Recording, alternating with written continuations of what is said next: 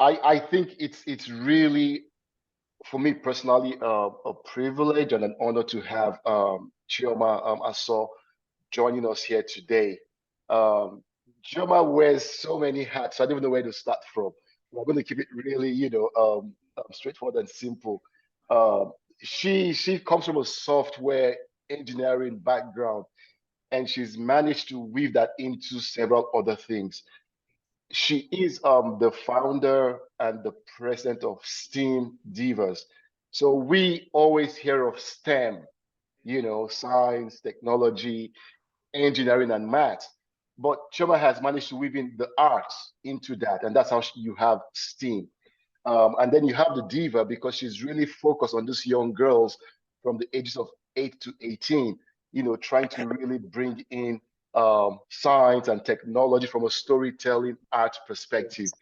So whether you're a fashion designer, you have a hair salon, Cheba can really weave that into technology. So today she will be really guiding this session, really to talk about a STEAM diva and robots. And like we said earlier, this is a very timely topic because I think we pretty much know that there's robots pretty much everywhere. And so we're really going to rely on Chioma's expertise, to really guide and provide some context in this space.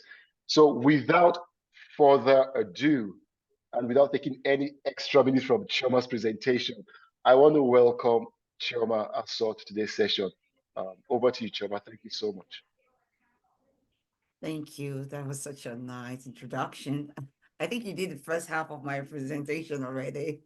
I'm really excited to be here. So let me share my screen. Um, can you all see my presentation? Awesome, awesome.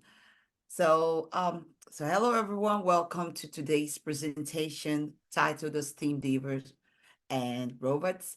The aim of this is to give you the insight about the nonprofit I founded that is called STEAM Divas and give you some high level overview into robotics. So let's go ahead and get into it. My name is Choma Aso. I am the founder and current president of STEAM Divas. I'm also a full stack roboticist. A full stack roboticist is someone who has expertise in both hardware and software aspects of robotics. I have experience in electrical, software, tests, robotics, and these are some of the schools I have attended. And I have worked in different industries from manufacturing to space to gaming. And these are some of the companies I've had the opportunity to work with.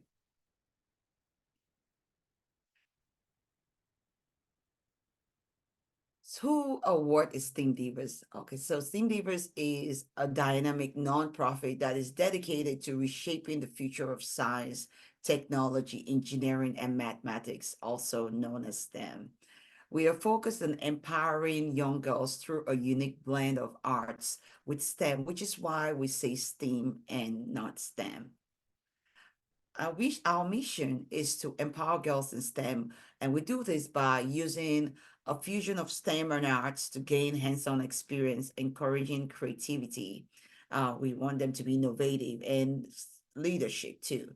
And we're committed to bridging the gender gap in STEM fields, but we're also looking for opportunities to nurture an environment for these women to thrive in. So this is all part of our mission. But where do we see the future of success of our program? So I think Davis, we're just envisioning a future where diversity in STEM fields and inclusions are just very normal. It's something you would see every day. We look for a world where the girls they see themselves reflected in every STEM field, and STEM education is accessible to them at a very, very young age. And we want this to be happening globally, not just countries with economical success. And we see a future where women are not just involved in STEM, where they are just workers or anything, but they are leaders and innovators and shaping the direction of this. And you can tell that this is something I've experienced right now, that I feel like we are missing out on a large chunk of our population in being able to get those things um, where we want them to be. So what are some of the problem space that we're seeing? Like, what are some of these issues that we're trying to solve here? So there is a clear underrepresentation of women in STEM, right? The world as it is does not match the way that women are represented in STEM, and this is problematic if we're trying to create solutions and this war using the demography. I know some of you can tell of buying some technological stuff, at least I have. And I'm like, who designed this, right? Who designed this thing? It's because I mean, it doesn't work like that. Or as a woman, I can't use it this way. And then there is the parts where the humanity of a product is lost because people are just concerned about how can we logically make it in. So this is, part of some of the things that we're seeing. And then one of the key reasons that we noticed uh that is causing this underrepresentation is that we realize that there is not a lot of exposure of STEM programs to young girls. We discovered that girls at the age of 9, they start losing interest in STEM. And by the time they get around to being exposed to STEM, they are no longer interested. This inevitably leads to a limited perspective in coming up with innovative solutions for a world as diverse as ours, right? So the enter STEAMDivas with a holistic approach to STEM by combining arts into STEM. We're acknowledging the humanity in STEM and also creating an opportunity for the girls who might have missed this uh, exposure to STEM at a young age, right? So we figured that if we bring arts into STEM and that they're interested in STEM, we're combining the two things that they're interested in. So we bring arts into this environment. The girls are like, okay, I actually like this thing that's in arts. And so yeah, we I would like to see what else is under there. We recognize that part of the reasons why a lot of girls tend to go around and go into arts or art related field, and I'm simplifying the word art, like, so, because I'm like the STEM and there's arts, but we know that some arts, things that are called arts, is a combination of some bits of science in it. But what we noticed that part of the reason a lot of girls go into these places is because they know that they see women, they see people who look like them. They feel like, yeah, we can do this because, hey, I see someone that looks like my auntie, I see someone that looks like my mom. And so we want to create networks of women who can support and build each other up to encourage representation, because we all know that representation matters. And we hope that as we increase women, we can change the narrative of women in STEM. We can change the concept of, oh, yeah, this is what a woman in STEM needs to be like. Because sometimes these girls don't even want to mess around with STEM because they're like, I don't want to be like the way they show a girl in STEM looking a particular way, or like I have to give up my love for other things, or I have to give up the way that I look, or just because I'm in STEM. So we feel like our solutions is going to help solve some of this. And we're doing this with some of our programs. What are these programs that we have on here? Some programs we offer are hands-on workshops. These are STEM workshops that are perfectly curated to show a fusion of arts and STEM. For example, in April, we will be celebrating International Women's Day, and we're hosting an event that is called Style Tech Twist. And this event is a combination of hairstyle and robotics. I actually have one there. And if you check our YouTube channel, you probably see, one of the things that we use for hairstyle and robotics. We'll be creating hairstyles using Arduino to control the LEDs, the servo motors, and the remote controls. And then we'll have the girls learn how to program a remote control to do what they want the hairstyle to do. So in this process, we're going to teach them a little bit about design engineering process. We're going to teach them a little bit at Arduino, and we're going to get a lot of the fluff out of the way so that they can just go ahead, build, be creative, get the hands-on experience in. We'll also do hackathons, which are done sometimes virtually and in person, because we feel like we want to build our community to be to be global. So we don't want to get stuck with trying to be in locations. So we our hands-on events help, the girls in their houses build their confidence and understand that, hey, we can also do STEM. And we try to create it in such a way that they are focused more about accomplishing things rather than getting bogged down with the technicalities of those. For those who are virtual and would like opportunity to be hands-on experience, we provide our subscription boxes, which would be a creation of all the things that we would use at our in-person event, the hands-on events. And we want them to be able to follow us virtually on some of the things that we're doing. This is a program that we're planning to expand. We're working closely with other companies to see what we can put in our boxes, because we don't want to be responsible for building the things, but then those things are things that we have used in our own hands-on experiences. We provide mentorship programs to establish a supportive network for our young STEAMDivas. We know that it's very important that they have those somebody that they can talk to, someone that can mentor them through STEM. We know that there is a lot of there's a lot of problems with girls getting resources, and that's part of the reason we recognize that girls fall out of STEM. They don't know what to do with it. They're not sure. They're like, oh, I love computers, I love programming, but I don't know if I want to be a programmer. But the great thing about STEM is there's so many things that you can do in STEM, and you can even create your own career path if you want, like me.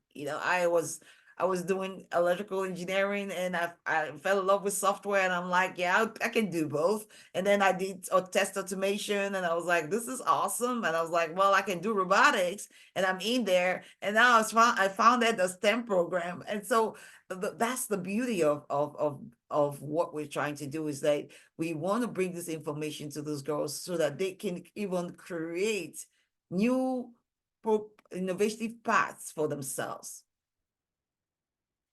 We partner with organizations that also focus in increasing girls or youth in STEM, and like Value Chain is one of them. And we offer support, we offer scholarships, we offer internships and opportunities to those young girls in STEM. So if we have young girls coming out of STEM programs, we want them to be going further. I feel like Value Chain is a good resource that they can use. We will connect them to the programs that Value Chain is offering.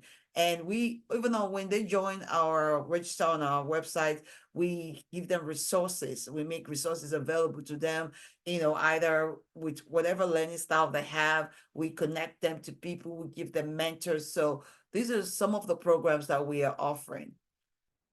So where do we see ourselves in the future? Well, with STEAMDiva, we want to expand globally. We don't want this to be trapped over here in the United States. We don't want it to be trapped in Nigeria. We want to reach every corner of the earth.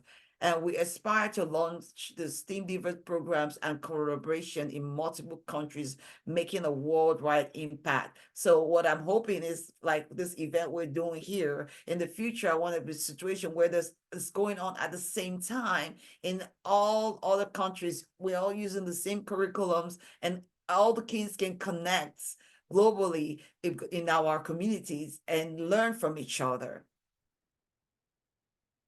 We want to work in tandem with corporations to set industry standards for gender equity. Though we are using right now, we're talking with the corporations, we want to have an established pledge. We hope that we can influence corporations and organizations to prioritize gender equity. We know that right now there's a whole lot of attack around DEI, and we understand that these are important. Everything is not okay yet, and we don't want people to even get comfortable when we're okay. So we want to provide support for women in STEM, and we want to work with corporations to make sure that we don't create a leaky pipeline. I don't want to build these girls up, get them ready for STEM, and then send them into workforce environments that is destructive for them. So this is what we want to see in the future. We want to have a significant number of major corporations and organizations commit to this pledge.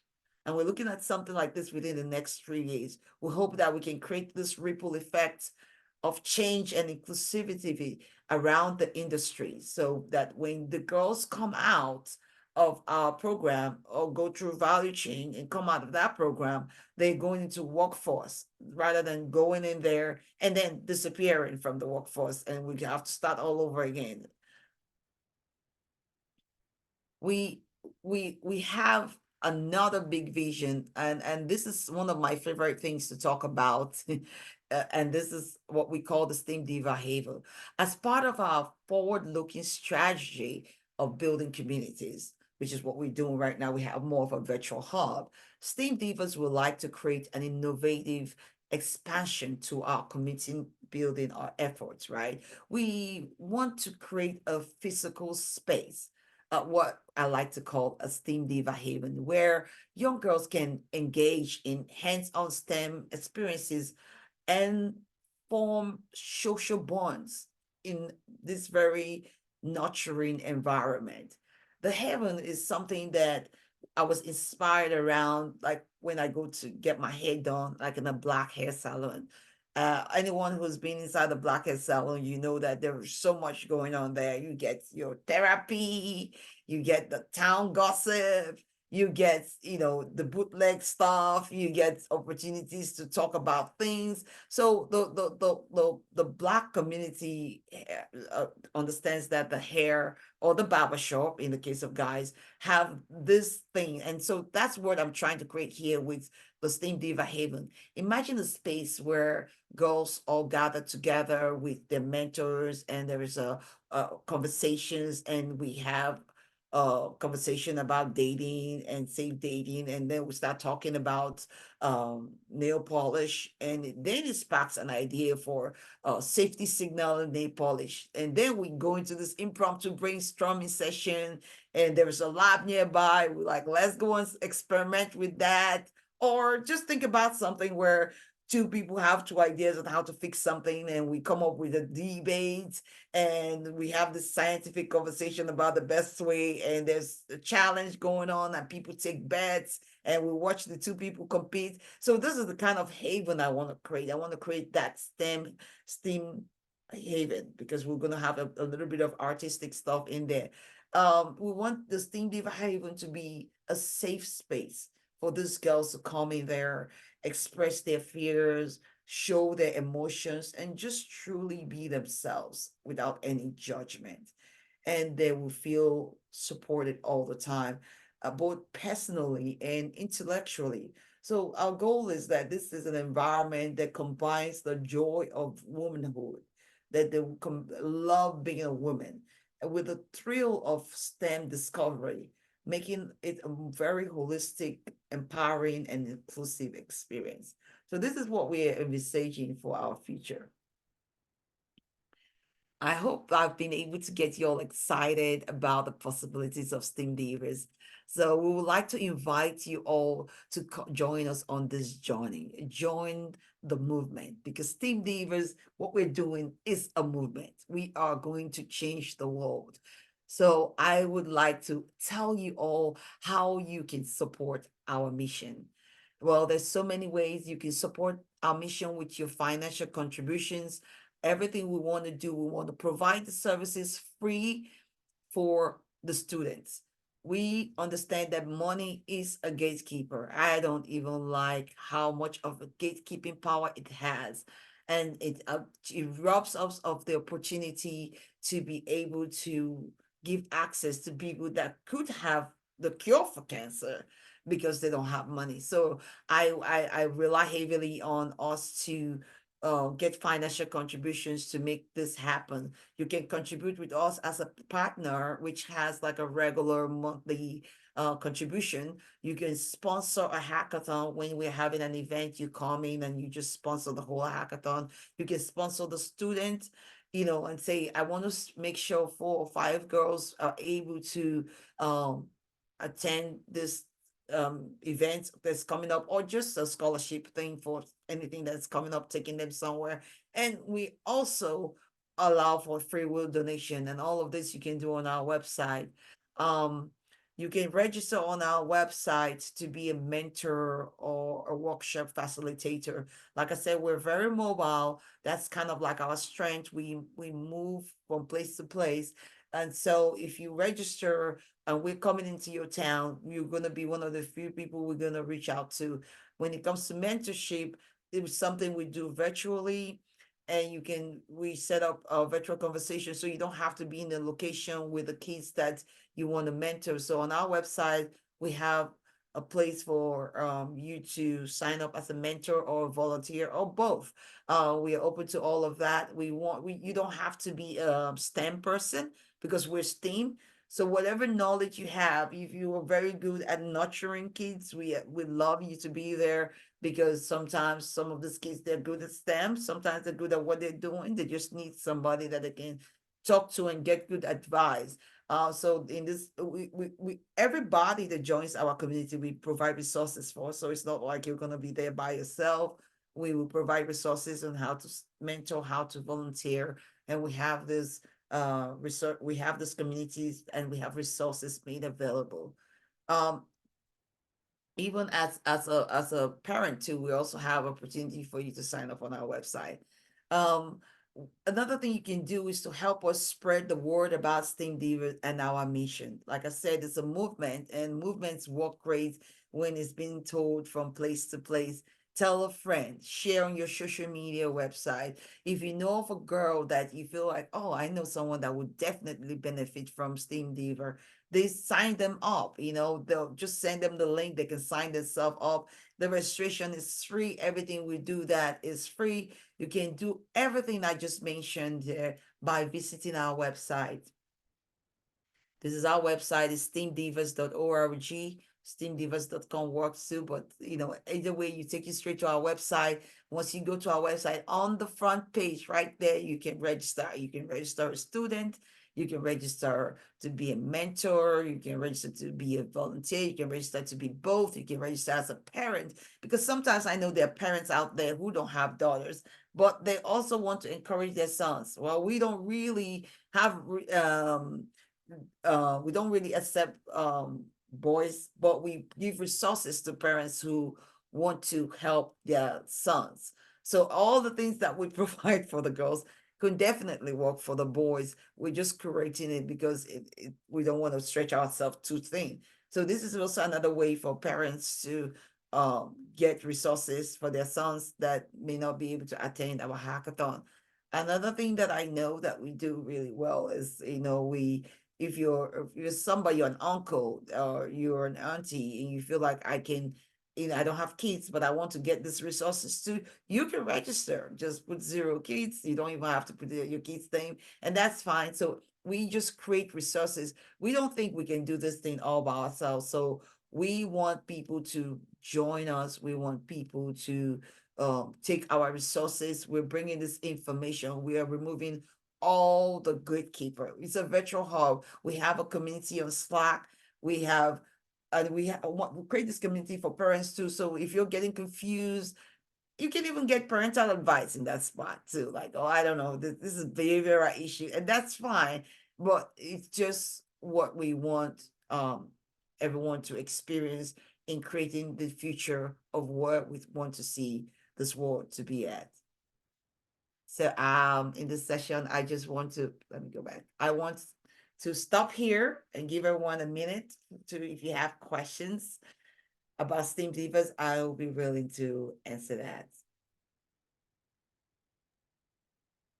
Hi, Choma. I think that was really a great segue, providing excellent information regarding STEAM Divas. And it's nice that I think the resources that you provide can also be utilized by boys.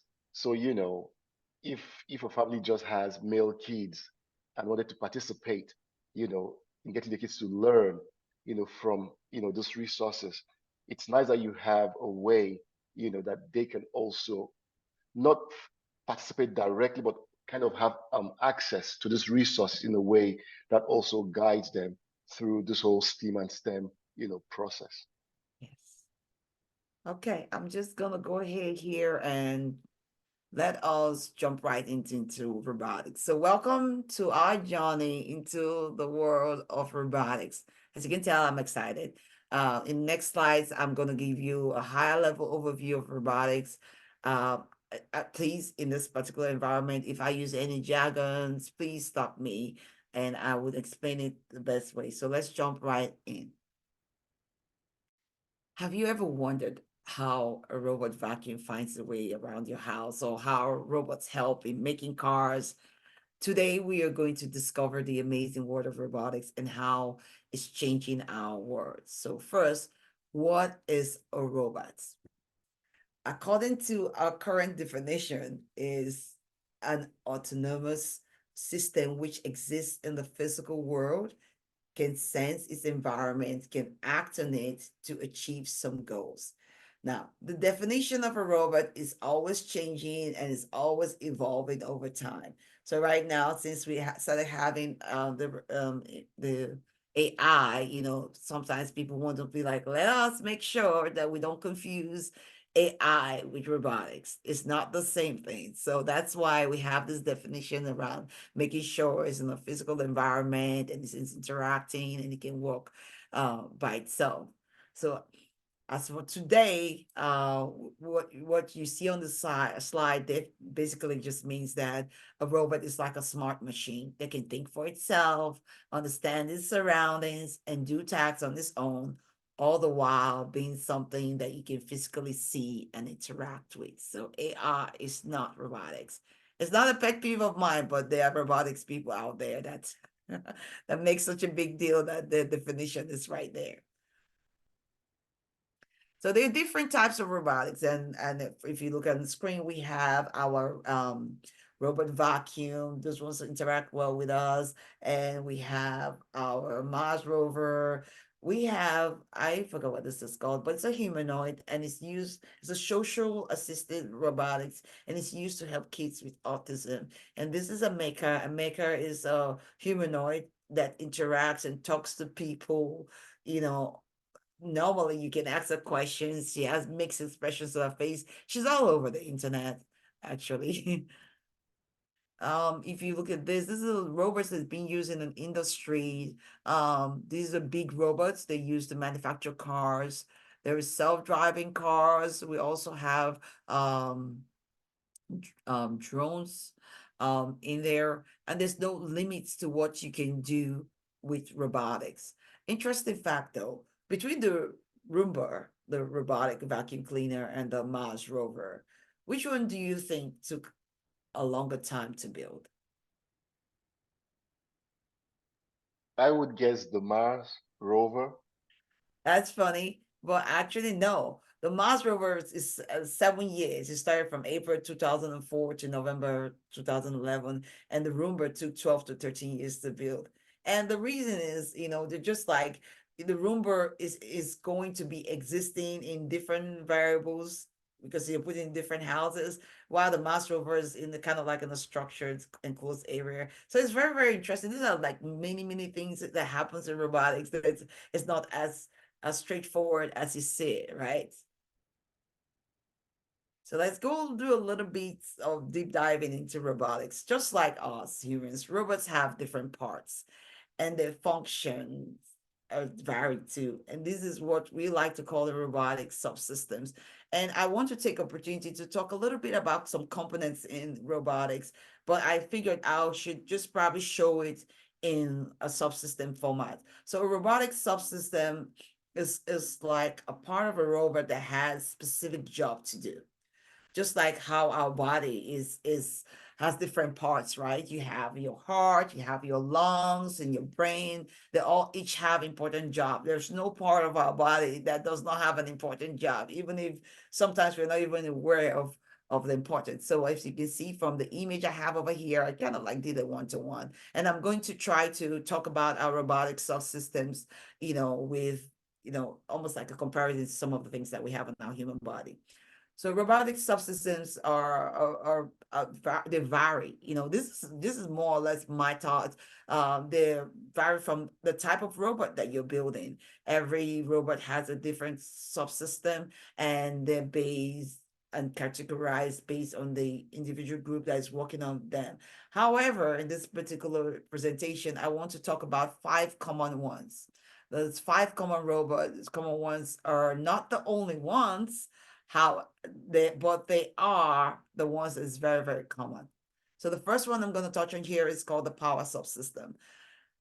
Like, thinking about it, everything around the robot needs power, right?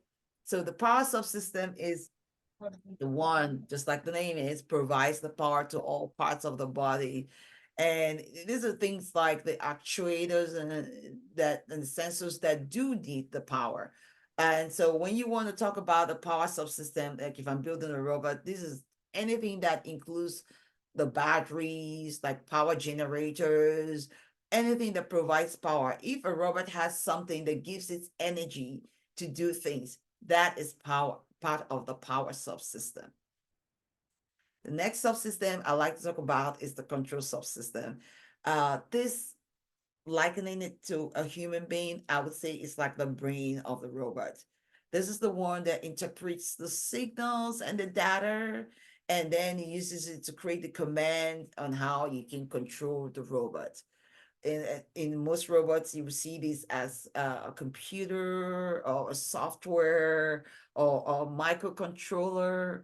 Like those are microcontrollers or things like Arduino, Raspberry Pi, but they have other non-MCCs, DACs that you're not aware of. But Arduino and Raspberry Pis are very common, those common microcontrollers.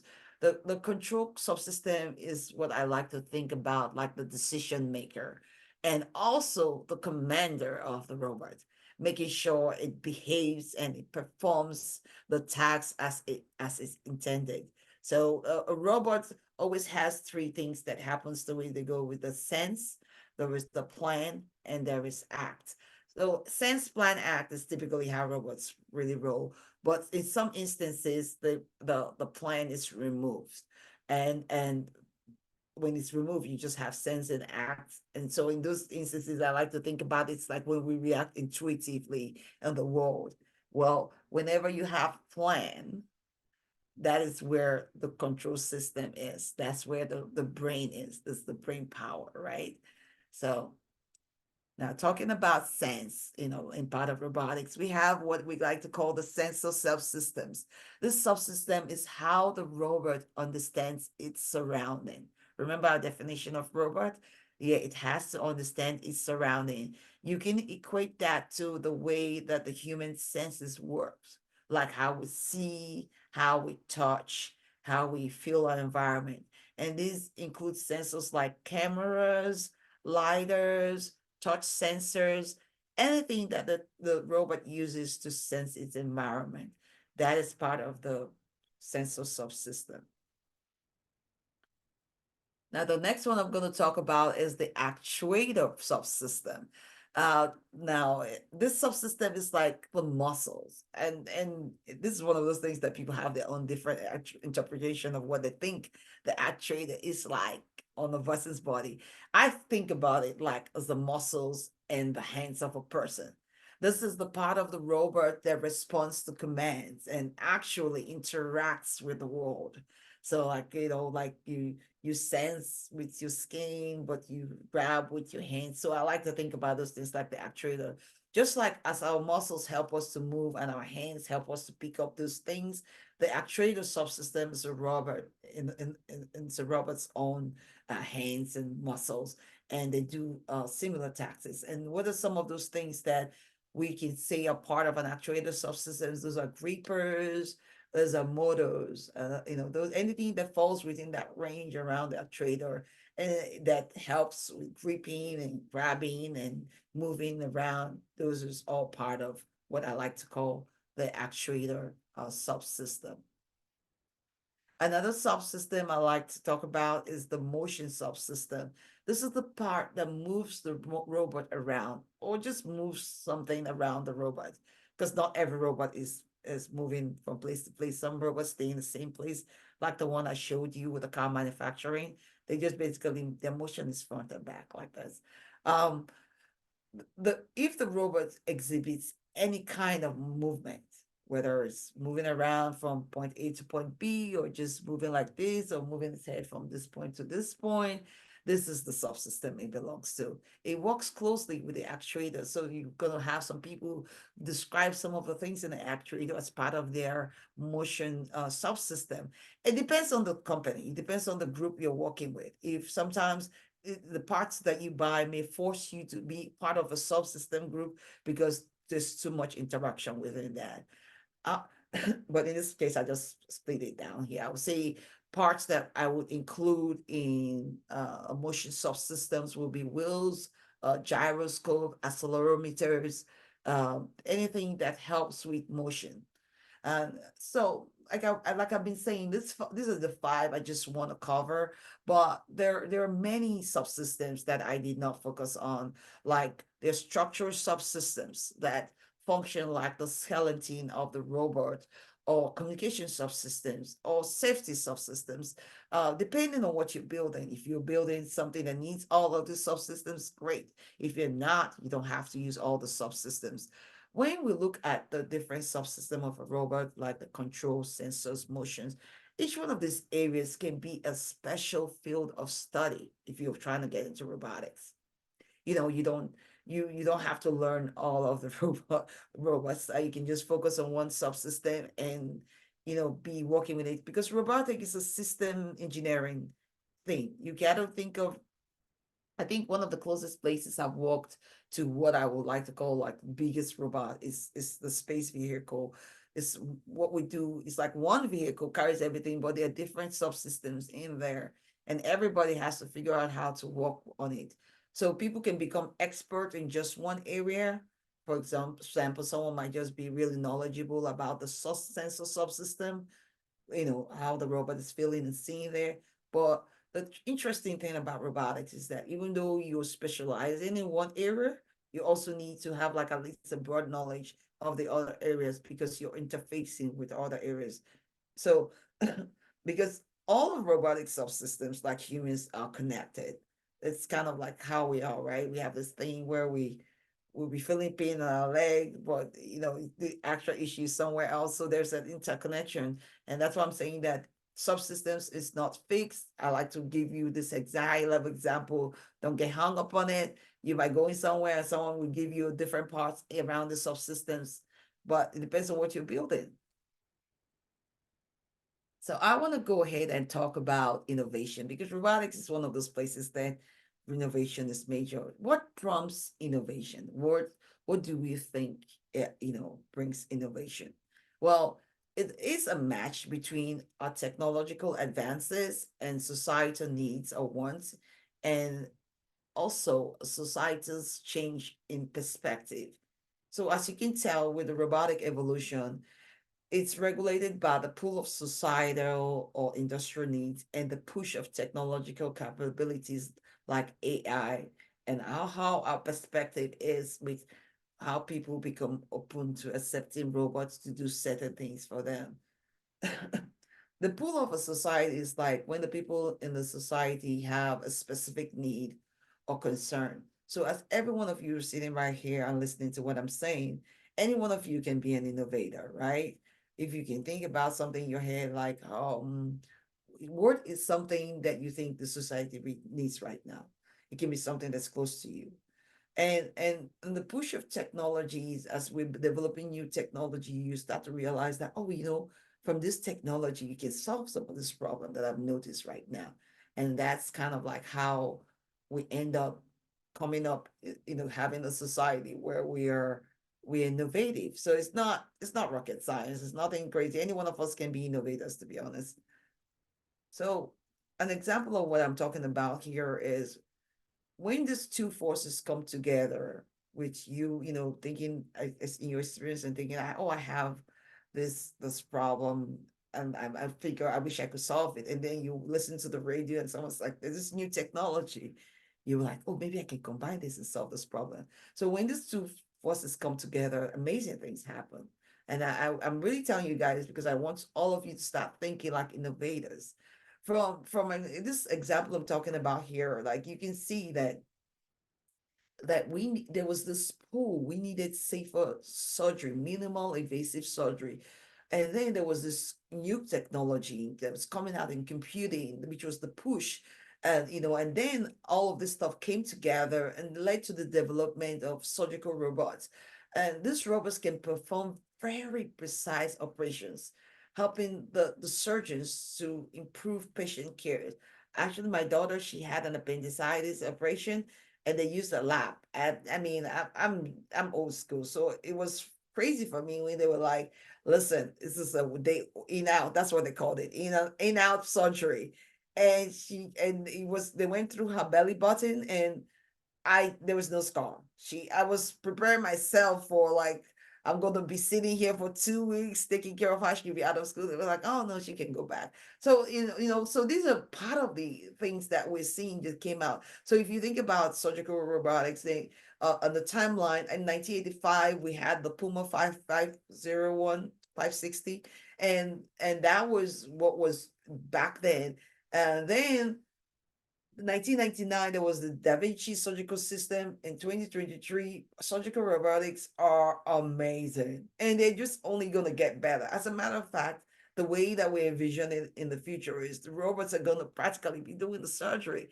Right now, we're testing surgeons working remotely. So people don't have to be in a particular positions. So you have specialists who can do something. They don't have to be flying the person up and down. They can set them up in a particular location and the surgeon can walk from one remote location into another place. So I'm really, really excited to be honest with you all about the future of where things are going. So looking at this timeline, right, you can see that it didn't just happen overnight, right? There was 1985, and this is 2023. The same idea applies to other industry, like industrial robots, robots that help in disaster situations, technologies like face recognition, face identification. Now, I would like to challenge everyone that's listening to this call. The challenge is for you to look at the world around you and see what society needs and new technology that would be coming out next. Like based on what you're hearing, what do you think this new technology will be coming out next? Now think about the problems we have today and what kind of new tech is being developed. And this can help you with being an innovator because I believe everybody's an innovator. You can imagine what cool new robots or technology might be invented in the future. It's one way to help you to stay creative. You end up, start looking around you and looking at, innovative ways. And this is the passion I want to evoke in everybody so that you can do what you're doing as chase robotics, STEAM, right? STEM, robotics, whatever you're doing, bring it in. That's what we are. Arts to STEM, STEM to arts, we don't care. It seems like I'm trying to push everybody in there. Yeah, I am. Well, because robotics is important. Robotics currently has a significant impact in our lives today. And I know that the couple of people here that is from Africa, I feel like this is what I would like to say. Listen up, because it's very important for us specifically, in the coming future. We don't want to be part of the group that did not join in early. We already seen industrial revolutions that happened that we did not join in early, right? So Africa, I feel like, is very significant. So looking at the sustainable goals from the United Nations, there were three areas that robotics will have a significant impact on. It's the economy, the society, and the environment. Economy impact will be seen in 8 and 9, and society impact will be seen in 7 and 11, and environmental impact will be seen in 13. These are the areas that we are predicting that robotics would influence. With the advancement of technology, we will be able to create the things we need to make this happen. particularly places like Africa. This is a game changer for us. And this is why we need to be front of this changing technology. At this point in time, it's on the same level. Nobody's ahead of anybody. So I mean, there is some slight changes, but this is the beginning. We can all get in. So at the end of the day, it's important that we're part of the voices that build socially responsible robot. So I wanted us to take a look at this uh, pyramid that's right here. Sometimes, you see some industries, there's this new technology, everyone is trying to grab in, jump into the new thing, and we don't want to do that here. Like I don't know if you all been following with the AI trend, everything they'll just slap AI behind it. The question is, do we really need it? So the conversations I'm saying is that we need to build socially responsible robots. We don't want it to be just focused on the costs, like, oh, we just get rid of workers and just build robots. No, we don't want it to just focus on just, okay, it's just going to do things great. We need to start thinking collaboratively. you know at the end of the day, it's important that we're part of the voices that build socially responsible robots. We do want to build robots, that has meaning, that makes sense. We don't want to build robots for the sake of building robots, like the cost focus or the performance focus. Our aim is to build socially responsible automation to ensure that automation does not just benefit an individual or the company, but it benefits the society as a whole. This is where your focus should be as you design robots, as you get into this industry. Think about how it can help improve our environment as a society. You all, myself included, we are the future. We are the ones that is at the crossroad. We are fortunate to be part of the beginning of this industrial revolution.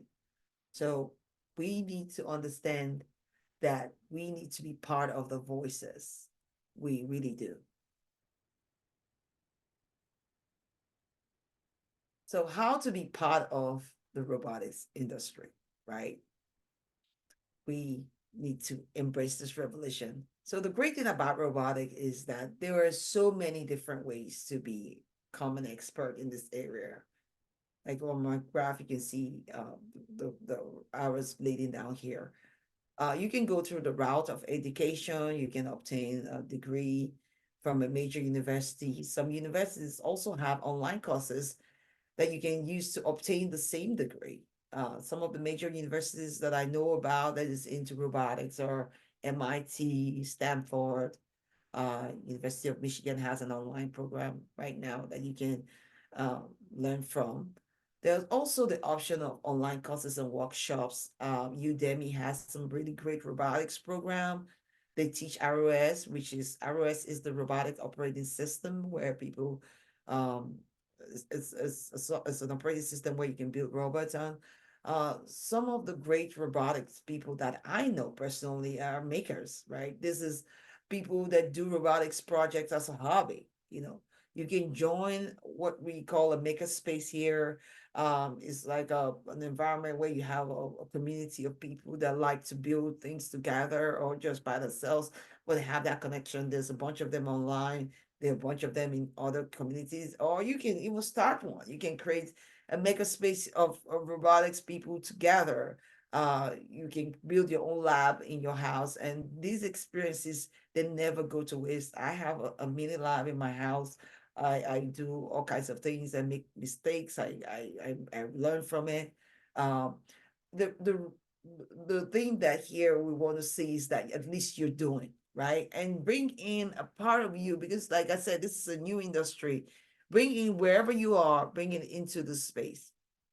Now, the robotics industries is a small, tight-knit community, like it's growing. So it's important that you network, you keep up to date with the new technology, keep up to date with the latest technology, and get to meet people involved in robotics, in the industry, doing similar things. And as always, the most important part is that you never stop learning. Robotics is still an ongoing industry. Is still growing. We're constantly learning. So if you're kind of like the kind of person that wants to learn and be done, it's an ideology you might want to change, because this is an industry where we are constantly growing. So how does Team Divas help with all of this? Well, let me play this a little bit. I'm going to mute this. Um, as Team Divas, we are creating the opportunity to build, for you to get into robotics, and not just you guys, but also focus on our young girls. So this is a gateway for learning robotics. We will give you an education, we will give you virtual courses, we will give you workshops, we'll give you hands-on experience, networking, communities, and there is also continuous learning. We're launching this channel real soon, and it's going to be on YouTube and available for you to share on any social media channels you have. You can watch it anywhere. Just follow and subscribe to our current YouTube channel, and you'll be alerted once our Robot Diva channel starts. How are we going to do this? We are going to be creating a mini series of one robot. We'll have a robot. We will build the robot. But before we build the robot, the first part of it, we're going to teach the robot subsystems, and we'll take that to explain a little bit of deep diving of things around robotics, so you can have a head knowledge of things around robotics. Then we would do an introduction of somebody that built that device that we're building right now. So you can ask them anything, you can ask them questions about the device. And we're hoping that with this interaction, we can get coupons or percentage discounts so people can get the same robots. And then we will build a robot. Then you can watch us build a robot. And I'm hoping for those that have it at home that can join us in the process. And then for the last of the series, we're going to have you send us your videos. We can showcase the robotics, and we can just talk within our community. So we are going to be creating a robotic community. It's going to be heavily tied to STEAMDivas. Some of the people we're working with will be resources that we've used in a hackathon. But definitely we want to create like a separate channel to allow people to be able to get into robotics without any of the hassles. So yeah, I hope you guys can follow our STEAMDivas channel right now on YouTube. So I know that I've been talking about robotics, and I don't want it to look like it's all nice and dandy. So I'll briefly touch on some of the challenges and the future trends of the industry. So some of the challenges we've seen in robotics is the fact that robotics have to work or interact with people, and humans are very unpredictable. And also, we have noticed, just like in AI, we have some issues around ethical considerations, especially with the rise of using robotics in sensitive areas like healthcare and surveillance. And, eventually we're going to have robotic police and things like that, right? So these are some of the challenges that we are expecting that we're going to be experiencing. But these are what we are looking at with future trends. We will definitely see an increase in the use of collaborative robots. They're also known as cobots. So if you hear people say cobots, they're talking about collaborative robots. That means robots that work closely to us. And they're going to be seeing that in various industries. There will be an advancement in soft robotics for more flexibility and adaptability, because soft robotics is going to be allowing that when people get hit by robots mistakenly, they don't get injured. I recently read an article about how NASA is researching on soft robotics as they're planning to have robots go into space and be working side by side with the astronauts. Then with the advancement of AI, we especially will see a growth in the self-driving vehicles and drones in the logistics and transportation. People are going to be using it to transport things from point A to point B, use it to deliver food. We're expected to see that. And then development of the AI capabilities, we're going to have a lot of robots being able to make decisions and solve problems without us being hovering over them or teleoperating the robot. So I'm really excited about the future possibilities of robotics, and I encourage everybody that's listening to me to be a part of this future. So I just because we are close to time, I'm gonna stop here and take some questions if anyone has one.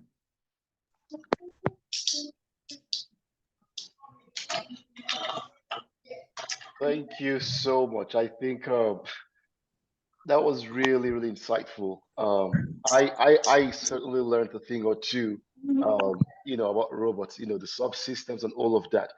Um, you touched upon something. You talked about socially responsible robots because sometimes I see robots from a point of view where the big companies are trying to cut cost, and people always get a bit worried that, it might replace jobs, So I'm just trying to get your perspective as to, you know, is that fear sort of a real thing?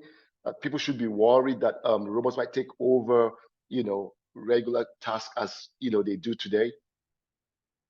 Yeah, I don't think that. Okay, so there's a way. I don't want to create this bubble. So humans, robots and machines, they're just like AI. Humans are people that have the good and the bad that we talk about. Yes, there will be people who want to hire machines to do the things in their companies for profit's sake. However, those kind of robots are not going to be as profitable as when you have a robot that's collaboratively working with humans, because one, there's a lot of limitations on the capability of what robots can do, and there are some really great things that humans can do that robots cannot do, and a good robotics person knows to ask the right question. However, like I did mention that collaborative robots are going to be coming up. That is where the direction I see robots are. And robots are going to take on jobs that are mundane and draining to people to give us time to chase and pursue jobs that is good for us. That's going to allow our minds to grow, allow our vision to grow, allow us to be more creative, allow us to be more innovative, allow us to take greater risk without putting the human lives at stake. So that's the vision I see about where robot is going. So if there are people out there who own industries that's thinking that, hey, I'm just gonna bring a robot because a robot is gonna do the work, then they're not doing it right. Because one of the part of the planning of building a robot is to determine is, do you really need a robot to do this job versus having a human? What are the limitations? So if you haven't done that and you're just looking at profit, then you're making a big mistake.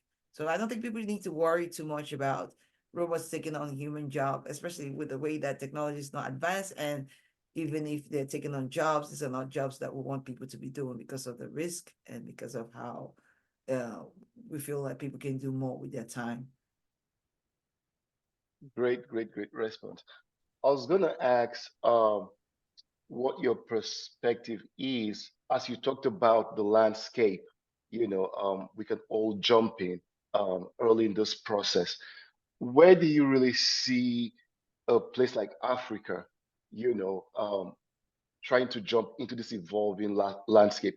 We have the youthful population, but where do you see potential limitations, that really kind of begins to be a barrier or limitations that doesn't allow us to maximize this evolving future? Yeah, I think that one of the biggest problems I do see limitations with in Africa is the power resources, because robot relies heavily on power to be able to get to do what it needs to get done. But I do think that Africa is a powerhouse because of their ability to be creative. They have a strong creative perception on how they do things. So the limitations around the fact that we don't have power could also be leading us into new technological ideas within Africa. One thing though that I would say that I expect might be problematic within the African space would be the early introduction of STEM to the younger generation. Um, I know that in Africa sometimes we're so focused on going to school, But the great thing about robotics is that be even just creating a maker space, being part of a maker space where you're building robots as friends and fun, and it's something. None of that knowledge goes to waste because a simple the basis of every robot that you know exists has a simple side that you could find within the technological space, right? So it's nothing goes to waste. So I do think that Africa has possibilities, but we need to start tapping into it right now, creating resources for young people to get into the spaces without really getting bogged down with the degrees or the learning the English or learning how to do things the way that we typically do things over here in the United States. How can we do things for Africa? It's the way that we need to start thinking about it now. Great question. I see hands raised up. Udosen, you had a question? Yeah, right. Thank you very much for your presentation. It has really been very insightful in terms of the capabilities of robots and the future going forward, you know. My little question or my perspective, because you did touch something about, ethical considerations when it comes to like healthcare, and I probably would have put it to like defense as well, and probably some other sensitive, sort of industries. So, I mean, when it comes to sort of like regulation, especially when we talk about Africa as well, being a powerhouse, like everybody has mentioned, where do we stand in terms of regulation, especially when it comes to a lot of ethical considerations? Is there sort of like universal sort of regulatory body or regulation, especially when you take into context Europe, America, and probably Africa? Where do we sit, especially, with the capabilities of robots in the future? Yeah, that's a really good question. So right now we don't really have a strong structure around regulation. Like I think you also see the struggles we have with um AI, trying to regulate AI, at least in the United States of America. We don't really have um a regulation, and every country is doing it their own way. Japan is one of those places that is very advanced with robotics. They have their own rules and regulations. And then, Korea and China are not really getting to it in full force, and they have their own rules and regulation. However, within our small community here, we have what we call robotics automation group in IEEE. That is part of the group that is trying to create a standardization around robotics in the international community. So in these places, we do have people protesting the ideas of using robots as to kill in robots in wars and things like that. We there was a time that the government wanted to build a system where they could use facial identification, on the robots to identify terrorists and kill them. And there was a huge protest around that. But right now we're still forming the groups, and there's still conversation being had on how can we get uh, some sort of agreement across the nations, especially those who are leading within the robotics field, to come up with a standardization, especially around using robotics in areas of wars or as weapons or things of that nature. Um, when it comes to Africa, I do think that it would be great for us to have a voice on that table. Like I said, the cool thing right now is that all of the nations have not agreed on what needs to get done. There are conversations still being had. But I think that unfortunately we Africa is being ignored. Africa's voice in this space is not really being taken into consideration. And I think it's because maybe we are not building as much robots. We don't have a strong robotic presence, and it's not allowing for our voice to be heard. but I don't agree that that should be the reason why our voice is not to be heard. So the question now is, who in Africa is going to be coming out and be joining the IEEE RAS group and be having Africa's voice being heard? We don't have that. Who's going to speak for Africa as a whole, because that's a whole continent? Who's going to speak for different individual countries? Where are they on RAS, on robotics, right? Are they part of IEEE RAS that's doing the standardization right now? I don't think so. The good news is I'm there, at least I can say it, but I'm not representing Africa, so there's that thing, yes. But that's a really good question, Jason. That's a great answer. I think it's a really evolving landscape. And I think that was a great feedback. I can see Zubi. Zubi has a question as well for you. Zubi.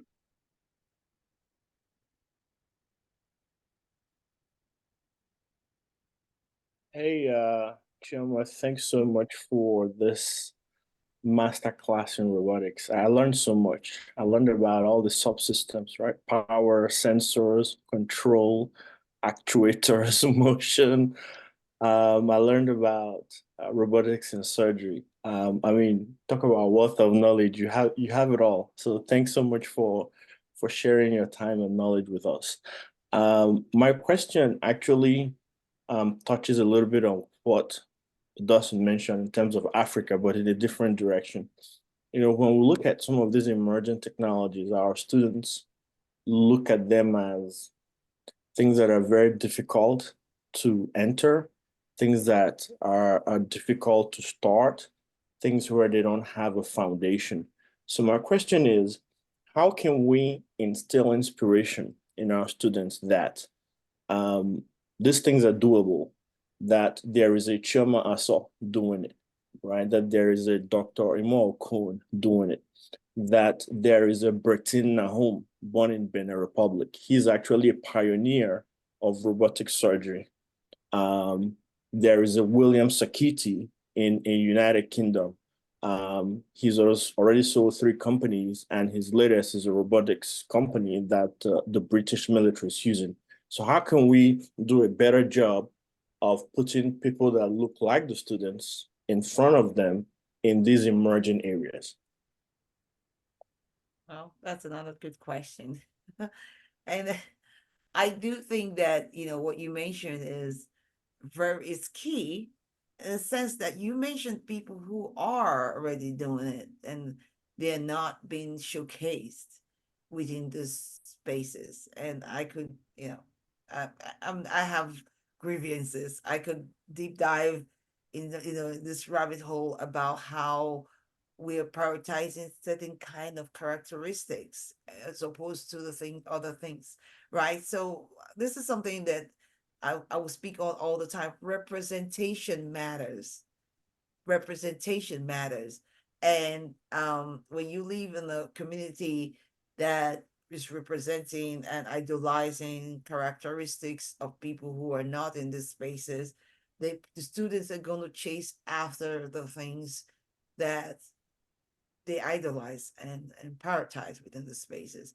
Like you mentioned, Dr. Ocon is doing a lot of work around trying to bring information to people, providing, value chain academy as a non-standard way for people to get resources to be in the spaces.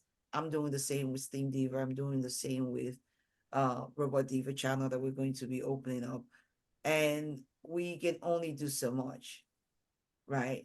There needs to be ability for our knowledge, our resources to be made available, known to the people that's currently existing in Africa. As I'm saying Africa, I'm actually thinking Nigeria, but just bear with me. I do think that you know, um, someone like me and what we're doing with Dr. Cohn is just a path. We're trying to make these things easy. We're not trying to say, oh yeah, you need a PhD, you need a master's, because those things are gatekeeping. They keep people who don't have money out. And I've been fortunate to be in environments with people who are so brilliant and they never had degrees. And I realized that, oh, this is a scam. and And so you realize that, like sometimes you could be saying something and people are like, what she said. And then he's got to be like, okay, here's my degree. This is what I did. This is what I did. It's a form of gatekeeping. And one thing I would like to do is break down all of those gatekeeping, because Africa, in its basis form, and I love to learn African history, like prior to colonization, they have been ahead of the pack. We were really out there. And then we moved away from the systems and adapted systems, and now we're kind of stuck. And the systems that we're adapting is trying to catch up with where we're. An example of something I like to talk about is secular economy. Secular economy was something that was done in Africa for a long time. I know right now MIT is talking about it, but it's something that I grew up around. We have a tree. The tree, with the roots of the tree is medicine. The back of the tree is medicine. We tap from the tree. The leaves of the tree is used as the house. We build with mud. If the house breaks down, everything that comes will break down with it. When we kill an animal, we use every part of the animal. The poop of the animal is used as planting. Everything we did was circular. Nothing was wasted. Nothing. And when we started receiving gifts from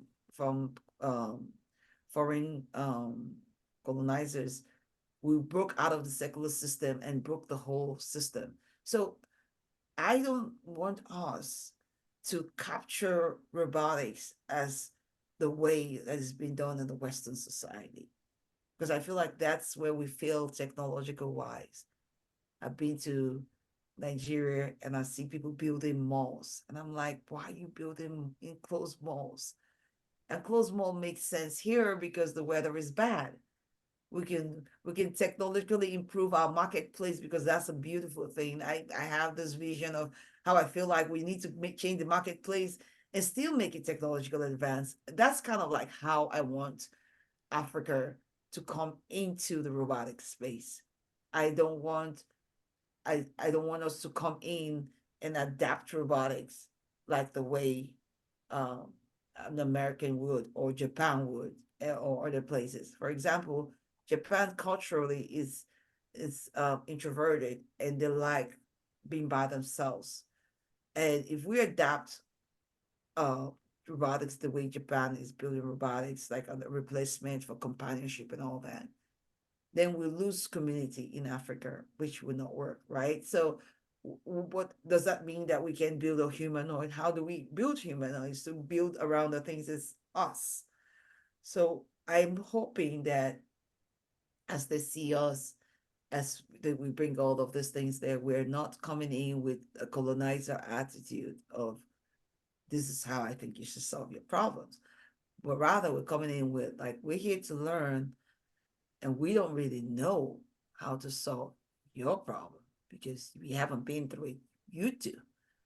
This is what we know. How can you use that within your space?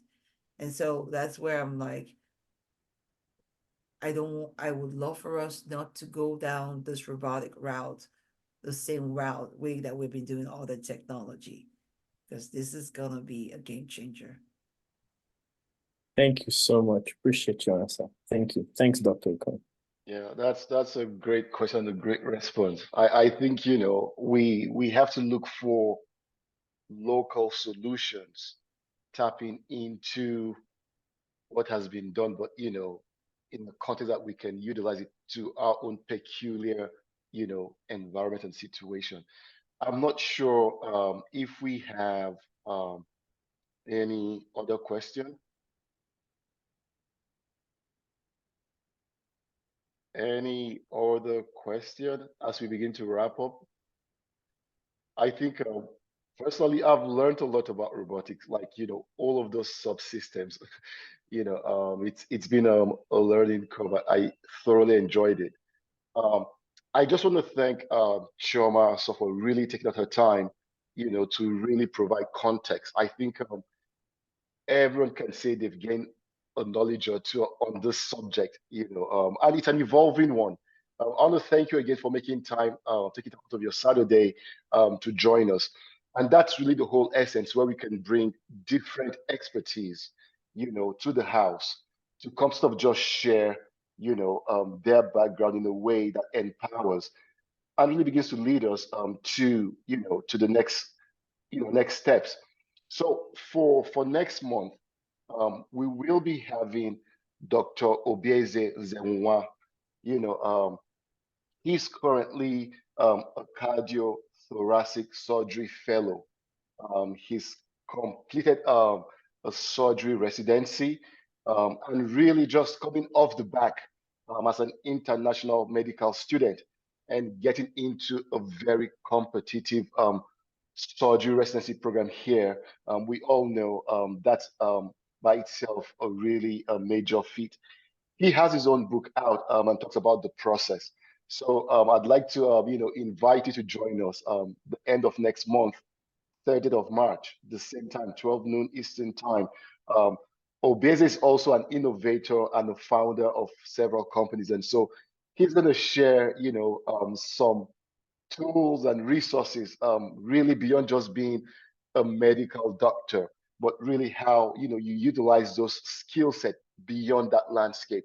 And so I just want to invite each and every one of you who has a child as an aspiring doctor or who knows one, try to get into that space. I think it's also going to be a really, really eventful and informative session you don't want to miss. So once again, thank you so much for joining us. We will be here again at the end of next month. Thanks again to Chioma Aso, the founder and president of STEAMDivas. Thanks, and I hope to see you here again next month. Take care. Bye-bye.